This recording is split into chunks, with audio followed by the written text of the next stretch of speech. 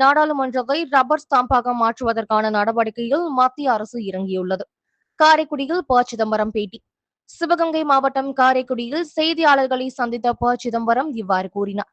மேலும் மத்திய அரசு நாடாளுமன்ற தொகுதிகள் 543 என்பதை 816ஆக மாற்ற இருப்பதாகவும் தொகுதியினை மறுபரிசீலனை செய்யவிருப்பதாகவும் தகவல் வந்தது.